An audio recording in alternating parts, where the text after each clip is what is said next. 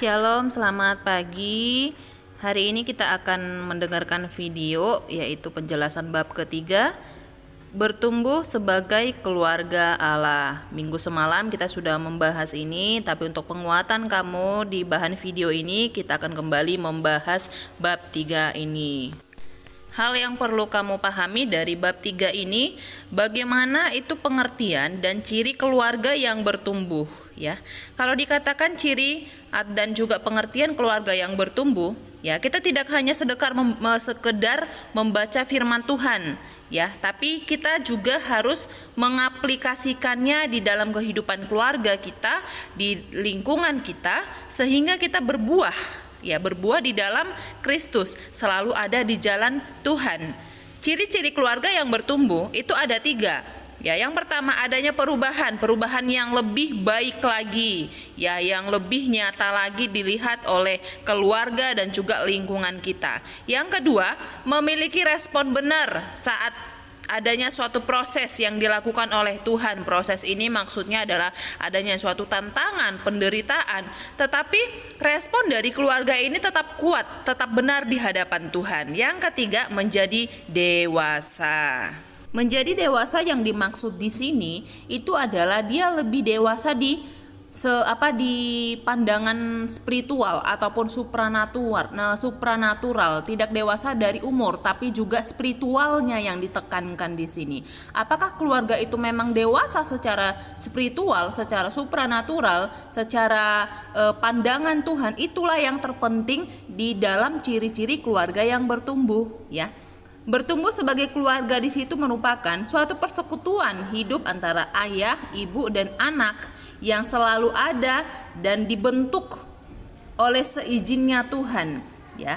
Jadi keluarga yang bertumbuh itu adalah keluarga yang menjadikan Kristus sebagai pemimpin keluarga, Kristus sebagai kompas keluarga, Kristus sebagai panutan di dalam keluarga tersebut, ya. Siapapun itu, baik ayah, ibu, ya, dan juga kakek nenek, itu menjadi suatu patokan bagi mereka bahwa Kristus adalah kepala keluarga.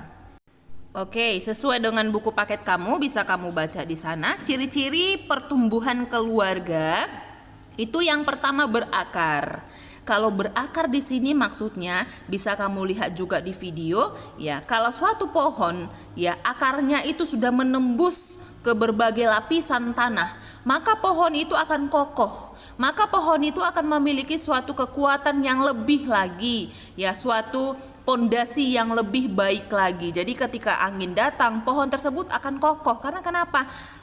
Akarnya sudah menembus ke beberapa lapisan tanah, itu dia. Nah, jadi di sini keluarga Kristen jika dia berakar, ya, maka hal yang baik selalu ada di dalam keluarga ini. Jika keluarga tersebut menjadikan firman Allah sebagai tempat tinggal keluarga, maka keluarga tersebut akan menjadi kokoh, akan menjadi kuat menghadapi apapun yang ada di dalam keluarganya, ya. Yang kedua, keluarga ini juga menyampaikan pengalaman iman. Berarti pengalaman iman itu selalu mereka jadikan sebagai kesaksian dalam kehidupan keluarganya. Selain dari berakar, ya, ciri keluarga itu ada juga bertumbuh. Bertumbuh di sini, ya, keluarga sebagai tempat bernaung kudus, itulah keluarga yang bertumbuh, ya. Keluarga yang selalu menjadikan Roh Kudus itu adalah suatu tempat, suatu hal yang selalu ada di dalam kehidupan mereka, sehingga, ya, keluarga itu jauh dari kekerasan, keluarga itu jauh dari perselisihan, keluarga itu jauh dari pertengkaran dan dari hal-hal yang tidak baik,